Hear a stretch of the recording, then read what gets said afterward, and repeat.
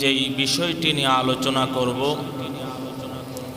সে আলোচনার বিষয়বস্তু হলো বাবা মার প্রতি সন্তানের দায়িত্ব কি।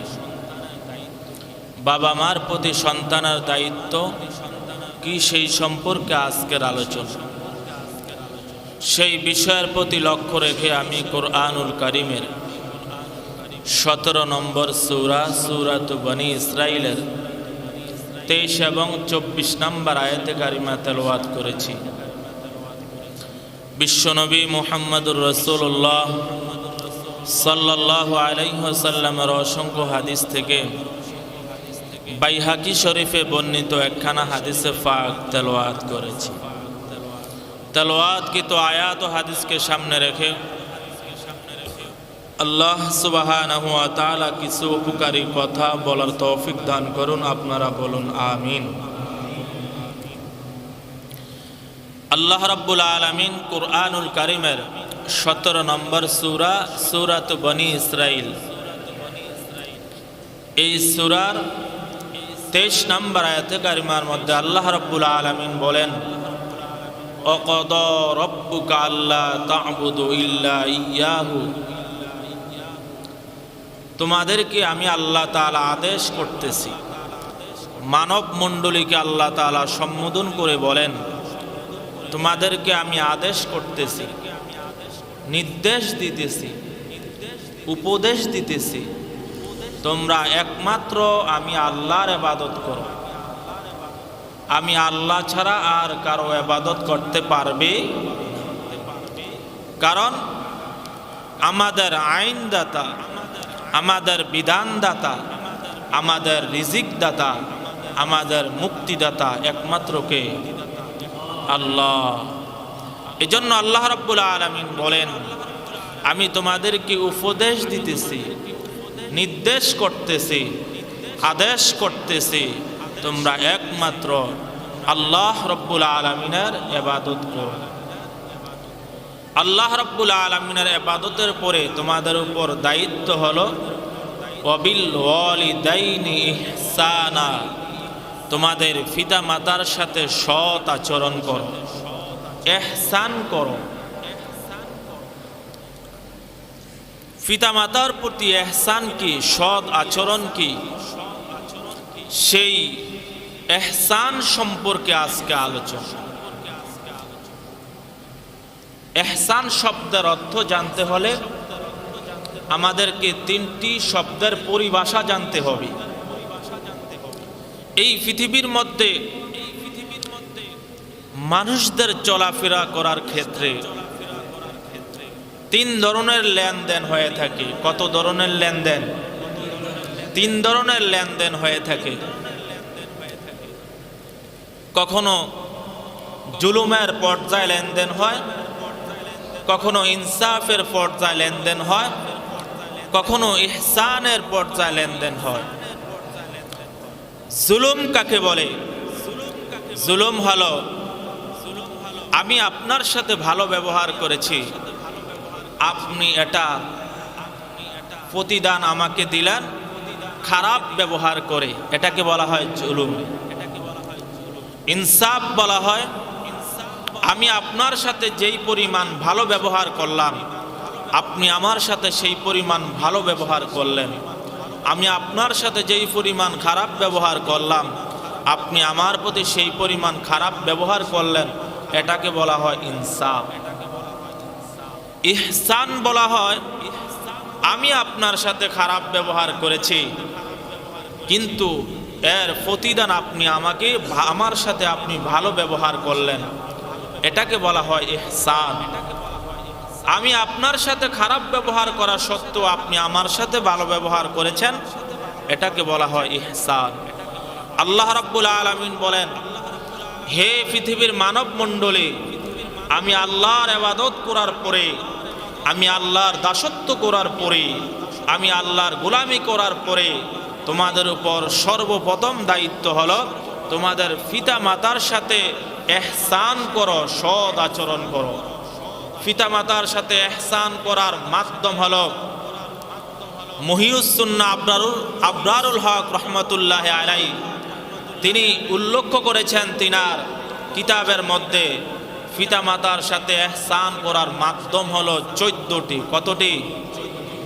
14টি হকের মাধ্যমে একজন পিতা একজন মাতার সাথে সৎ আচরণ করা হয়, ইহসান করা হয়। পিতা মাতার সাথে ইহসান করার যে 14টি হক আমাদের মাঝে আছে, সেই 14টি হক নিয়ে আমরা আজকে আলোচনা করব ইনশাআল্লাহ। আল্লাহ রাব্বুল আলামিন তো কি বলেছেন?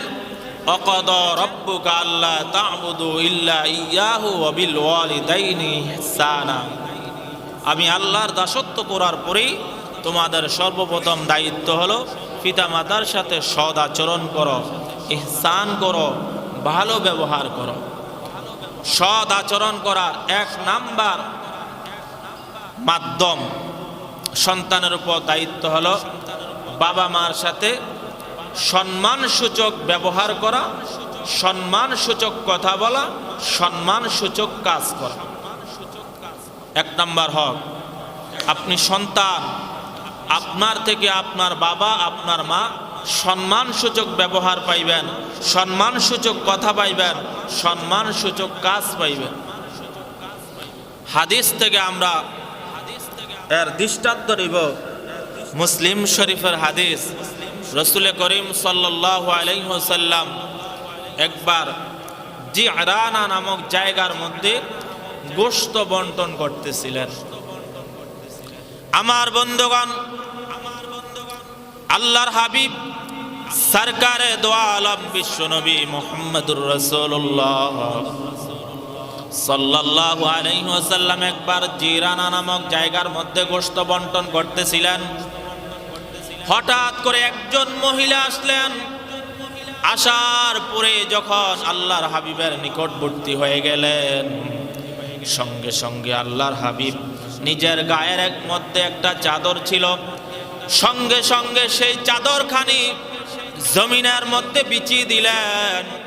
আর সেই মহিলা চাদরের মধ্যে বসে গেলেন। উপস্থিত সাহাবায়ে কেরাম আশ্চর্য হয়ে গেলেন। আল্লাহর নবীর গায়ের চাদর মাটির মধ্যে বিছাইয়া দিলেন, আর সেই চাদরের মধ্যে একজন সাধারণ মহিলা বসলেন। উপস্থিত সাহাবায়ে কেরাম যখন আশ্চর্য হয়ে গেলেন, তখন আল্লাহর হাবিব উপস্থিত সাহাবায়ে কেরামকে বললেন, আমার সাহাবীরা তোমরা শোনো, তোমরা কি এই মহিলার পরিচয় সম্পর্কে জানো?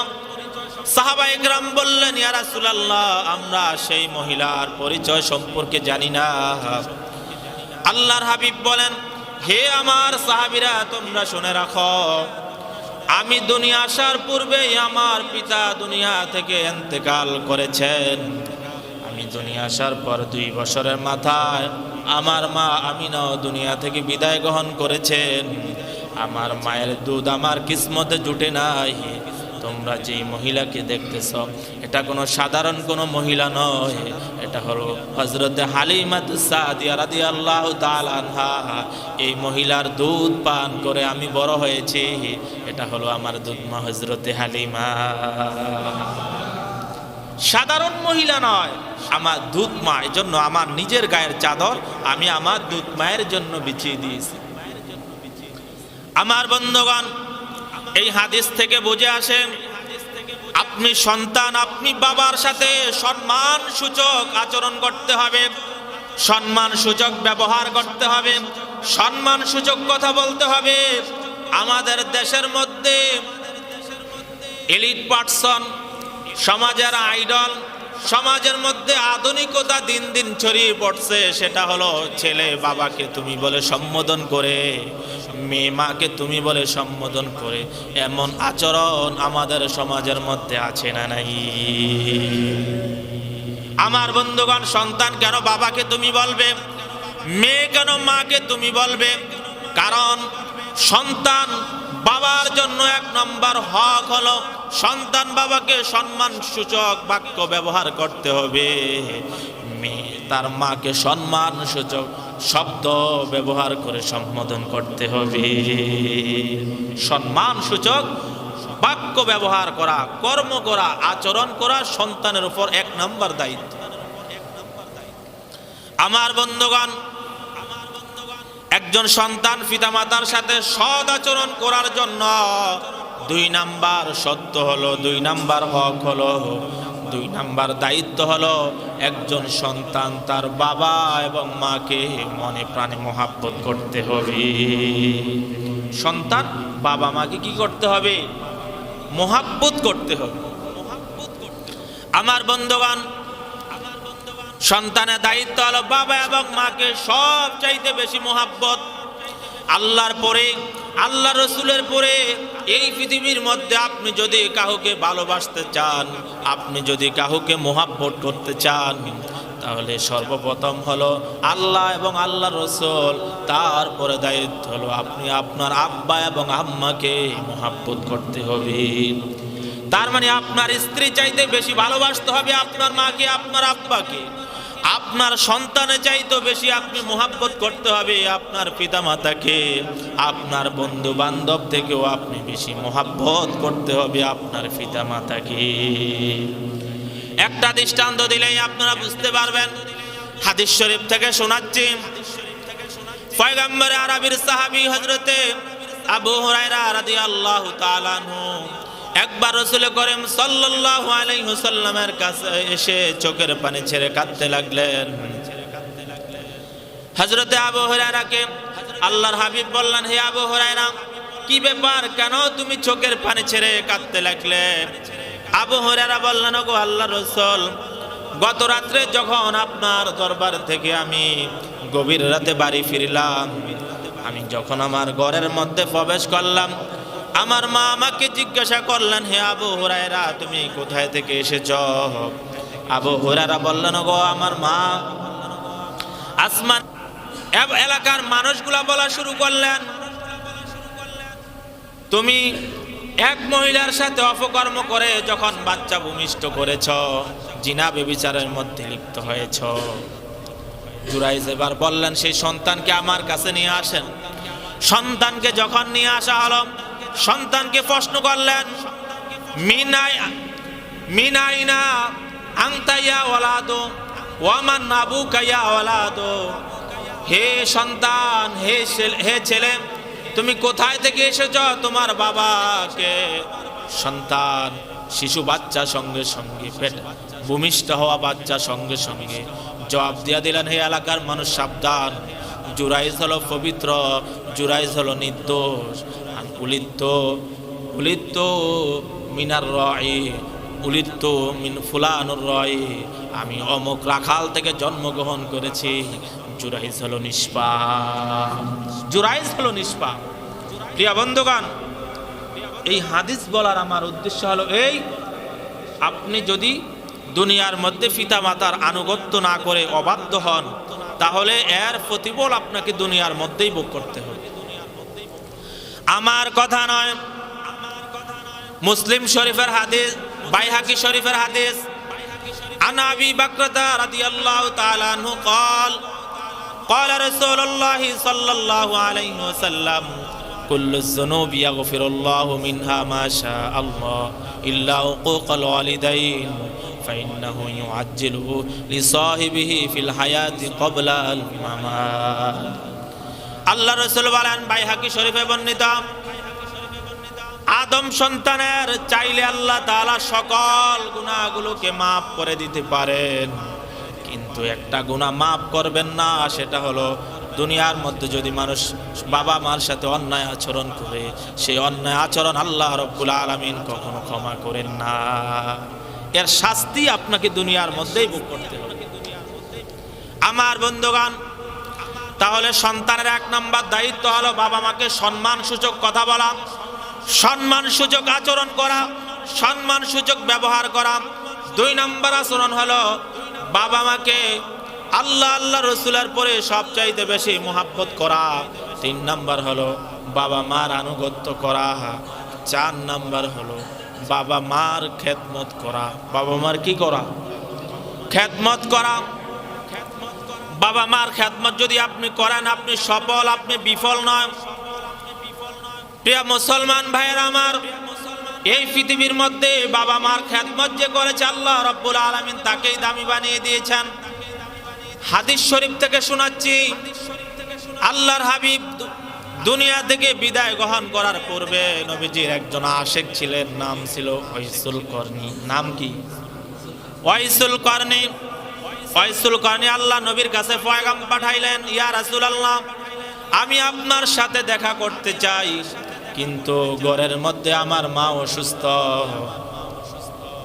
ওয়াইসুল করনি যখন এমন পয়গাম পাঠালেন, আল্লাহর হাবিব বললেন, হে ওয়াইসুল করনি, শোনো, তুমি আমার সাথে দেখা করতে হবে না, তুমি তোমার মায়ের খেদমত করো। আমার সাথে দেখা করার চাইতে তোমার মার খেদমত করা তোমার জন্য উত্তম। ওয়াইসুল করনিকে যখন আল্লাহর হাবিব এমন কথা বলে দিলেন, ওয়াইসুল করনি আল্লাহ রসুলের কথা সম্পূর্ণভাবে মেনে চললেন। আল্লাহ রসুল যখন দুনিয়া থেকে বিদায় গ্রহণ করবেন, হযরত ওমরকে ডেকে বললেন, হে ওমর, শোনাও, আমার একটা জুব্বা, আমি আমার মৃত্যুর পরে মদিনায় একজন পাগল আসবে, একজন আমার আশেক আসবে, যার নাম হবে ওয়াইসুল করনি। তুমি আমার এই জুব্বাটা ওয়াইসুল করনিকে হাদিয়া দিবা। আর ওমর, শুনে রাখো, তুমি ওয়াইসুল করনি থেকে তুমি ওমর দোয়া নিবা। মিয়া সাহেব, একবার ভাইবা দেখেন, ওয়াইসুল করনি থেকে হযরত ওমরকে দোয়া নেওয়ার জন্য আল্লাহ রসুল নির্দেশ করছে। ওমরকে জানেন? ওমর হলো এমন একজন সাহাবী যার ব্যাপারে রসুল বলেছেন, লাউ কানা বাদি নাবিয়্যুন লাকানা ওমর, আমার পরে যদি আল্লাহ রাব্বুল আলামিন কাউকে নবী বানিয়ে দুনিয়ার মধ্যে পাঠাইতেন, তাহলে আল্লাহ রাব্বুল আলামিন আমার সাহাবী হযরত ওমরকে দুনিয়ার মধ্যে নবী বানিয়ে পাঠিয়ে দিতে। শুধু তাই নয়, আল্লাহ রাব্বুল আলামিন হযরত ওমরের কথা মতো কুরআনুল কারীমের 21 জায়গায় আয়াত নাজিল করলেন। কত জায়গায় আয়াত নাজিল করলেন? কুরআনুল কারীমের 21 জায়গায় আল্লাহ রাব্বুল আলামিন হযরত ওমরের কথা মতো আয়াত নাজিল করলেন। তাহলে বোঝা যায় ওমরের জিহ্বাটা আল্লাহ রাব্বুল আলামিনের কাছে অনেক দামি হয়ে গিয়েছে। সেই ওমরকে বলতেছে, ওমর, আমার মৃত্যুর পরে মদিনায় একজন পাগল আসবে, নাম হলো ওয়াইসুল করনি, আমার জিহ্বা তাকে হাদিয়া দিবা, আর তুমি ওমর ওয়াইসুল করনি থেকে দোয়া নিয়ে চলবা। কিসের কারণে এই সম্মান? বাবা মার খেদমত করার কারণে। তাহলে পিতামাতার জন্য সন্তানের 4 নাম্বার দায়িত্ব হলো বাবা মার খেদমত করা। 5ম নাম্বার দায়িত্ব হলো সন্তানের জন্য পিতামাতার জন্য সন্তানের উপর দায়িত্ব হলো আপনি আপনার বাবা মার কে প্রয়োজন পূরণ করে দিবেন। আপনার বাবা মার যত প্রয়োজন আছে সকল প্রয়োজনগুলা আপনি সন্তান পূরণ করে দিবেন। 6 নাম্বার দায়িত্ব হলো আপনার সন্তানকে আপনি আপনার বাবা মাকে আপনি অতিরিক্ত আরাম দিতে হবে, অতিরিক্ত শান্তির ব্যবস্থা করতে হবে, যেটাকে বলা হয় রাহাতুল ফিক। শান্তি দেওয়ার জন্য, আরাম দেওয়ার জন্য, সুখে থাকার জন্য আপনাকে চেষ্টা করতে হবে। আমার বন্ধুগণ, আপনি থাকলেন এসিওয়ালা রুমের মধ্যে, বাবা মাকে রাখলেন ফ্যান রুমের মধ্যে, আপনি বাবা মার হক পরিপূর্ণভাবে আদায় করতে পারেন না। আপনি থাকেন বিল্ডিং এর মধ্যে, বাবা মাকে রাখেন কাঠখড়ি ঘরের মধ্যে, আপনি বাবা মার হক সঠিকভাবে আদায় করতে পারেন না। আপনি থাকেন দামি খাটের মধ্যে, বাবা মাকে রাখেন নরমাল খাটের মধ্যে, আপনি বাবা আমার হক সঠিকভাবে আদায় করতে পারেন না। এই জন্য আপনি যেই পজিশনের মধ্যে থাকেন এর চাইতে উত্তম পজিশনে রাখা হলো আপনি সন্তানের উপর দায়িত্ব। সন্তানের উপর দায়িত্ব হলো আপনার চাইতে উত্তম পজিশনে আপনার বাবা মাকে রাখা। 6 নাম্বার হক। 7 নাম্বার হক হলো আপনার বাবা এবং মায়ের সাথে মাঝে মাঝে সাক্ষাৎ করতে হবে। দেখা যায় বাবা মাকে টাকা দিতেছেন, সব দিতেছেন, বাবা মাকে গ্রামের মধ্যে রাইখা আপনি শহরের মধ্যে পড়ে রইলেন, বাবা মার খোঁজ খবর সব নিতেছেন, কিন্তু আপনি সময় বের করে আপনি বাবা মার সাথে দেখা করতে পারতেছেন না। অন্য যত যেখানেই বলেন বন্ধুদের সাথে ট্যুর যাইতে পারেন, সব জায়গায় যাইতে পারেন, কিন্তু আপনি বাবা মার সাথে সাক্ষাৎ করতে পারেন না, বাবা মার হক পরিপূর্ণভাবে আপনি আদায় করতে পারেন। এজন্য সন্তানের উপর পিতামাতার জন্য 14টি হকের মধ্যে 7টি হক হলো বাবা মার জীবদ্দশায়। বাবা মার কি অবস্থায়? জীবদ্দশায়। তাহলে 1 নাম্বার হক হলো বাবা মাকে সম্মানসূচক শব্দ ব্যবহার করে কথা বলা। 2 নম্বরে বাবা মার সাথে বাবা মাকে মুহাব্বত করা। 3 নম্বরে বাবা মার আনুগত্য করা। 4 নম্বর বাবা মার খেদমত করা। 5 নম্বরে বাবা মার প্রয়োজন পূরণ করা। 6 নম্বরে বাবা মাকে অতিরিক্ত আরামের ব্যবস্থা করে দেওয়া। 7 নম্বর হলো বাবা মার সাথে মাঝে মাঝে দেখা সাক্ষাৎ করা। জীবিত অবস্থায় 7টি হক, বাবা বা মৃত্যুর পরে আরো 7টি হক সন্তানের উপর আরোপিত হয়। আমার বন্ধুগণ, বাবা এবং মা যখন দুনিয়া থেকে বিদায় গ্রহণ করার পরে সন্তানের উপর আরো 7টি হক আরোপিত হয়ে যায়। 1 নম্বর হক হলো বাবা মা যখন মৃত্যুবরণ করে সন্তানের উপর দায়িত্ব হলো সন্তান বাবা মার জন্য সব সময় আল্লাহর কাছে দোয়া করতে হবে। আল্লাহ রাব্বুল আলামিন কিভাবে দোয়া করতে হবে সেটা কুরআনুল কারীমের মধ্যেই বলে দিয়েছেন। আল্লাহ রাব্বুল আলামিন বলেন, ইম্মা ইয়াবলুগান্না ইনদাকাল কিবারা আহাদুহুমা আও কিলাহুমা ফালা তাকুল লাহুমা উফফিন ওয়ালা তানহারহুমা ওয়া কুল লাহুমা কওলান কারীমা واخفض لهما جناح الذل من الرحمة وقل رب ارحمهما كما ربياني صغيرا। আল্লাহ রাব্বুল আলামিন বলেন, যখন তোমাদের বাবা তোমা দুইজনের একজন অথবা উভয়জন যখন বার্ধক্যে পৌঁছে যায় তাদের আচরণে তুমি কখনো উফ শব্দ ব্যবহার করিও না। উফ শব্দ তোমার মুখ দিয়ে উচ্চারণ করিও না। তুমি বাবা মার আচরণে উফ শব্দ উচ্চারণ করিও না। কিন্তু আপনাকে উফ শব্দ উচ্চারণ করতে নিষেধ করেছেন, কিন্তু বাবা মা যদি উফ শব্দ উচ্চারণ মুখ দিয়ে করে তাহলে আল্লাহ পাকের আরশ কেঁপে যাবে। বাবা মার আচরণে আপনি যদি উফ শব্দ ব্যবহার করেন, এই শব্দ ব্যবহার করতে আল্লাহ তাআলা নিষেধ করছেন, কিন্তু আপনার আচরণে যদি বাবা মা উফ শব্দ ব্যবহার করে তাহলে আল্লাহ পাকের আরশ কেঁপে যাবে।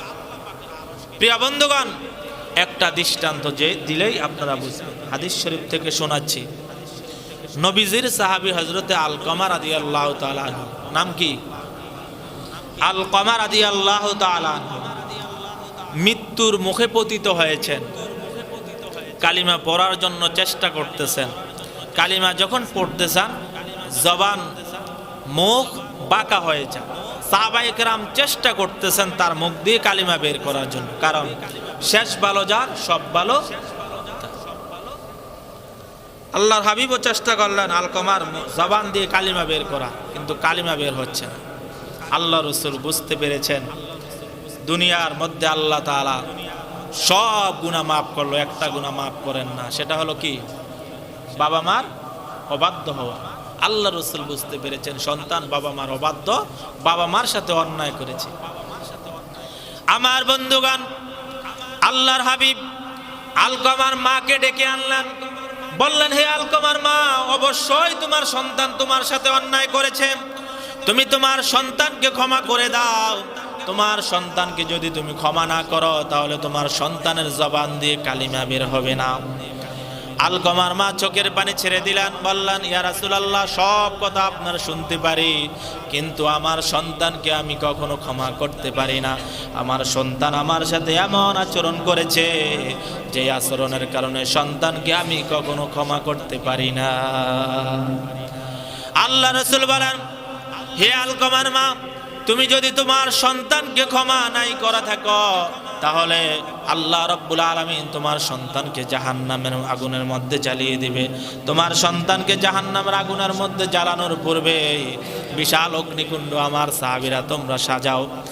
সাহাবায়ে কেরাম বিশাল অগ্নিকুণ্ড সাজাইলেন, আলকামাকে সে আগুনের মধ্যে নিক্ষেপ করবেন।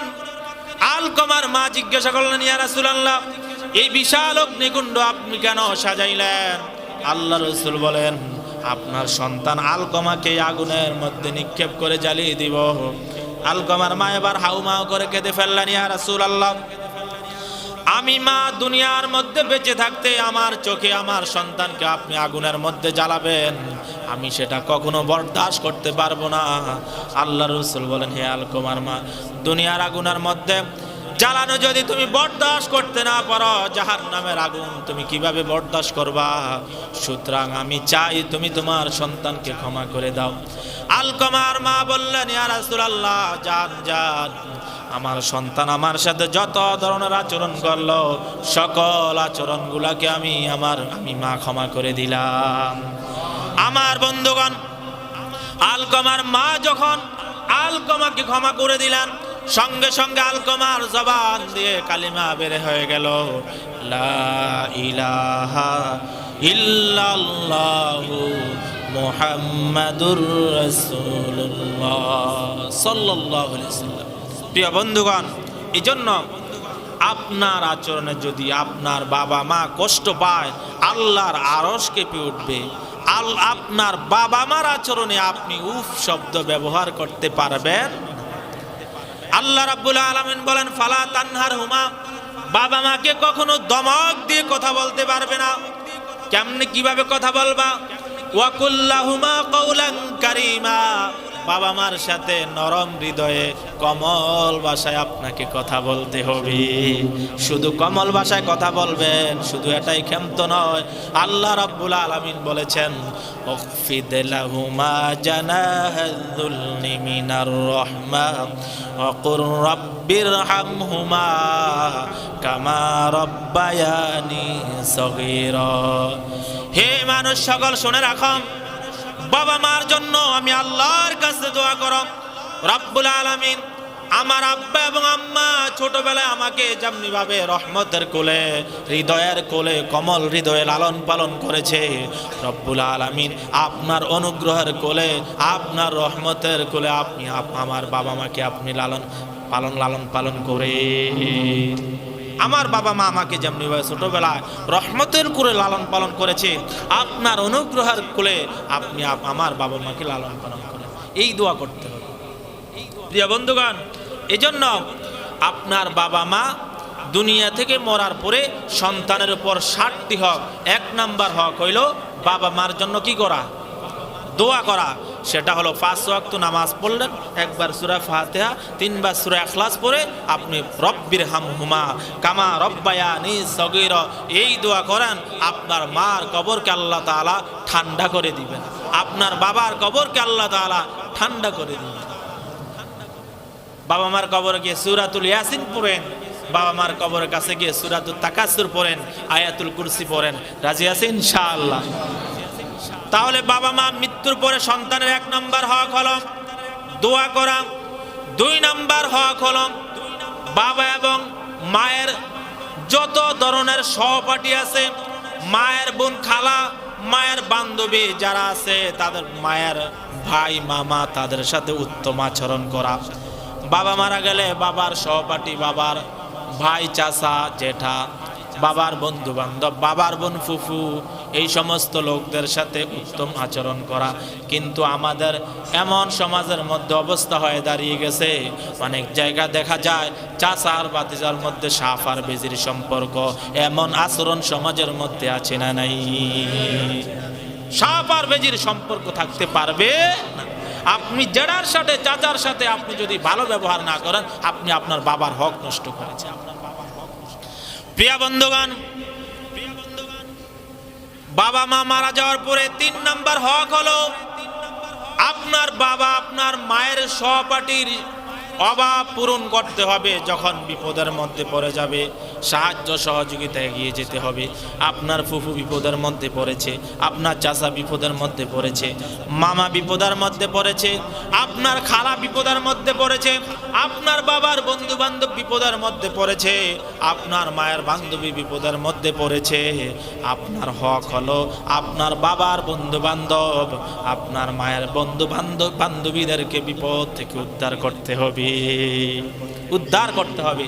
এটা আপনি সন্তানের উপর।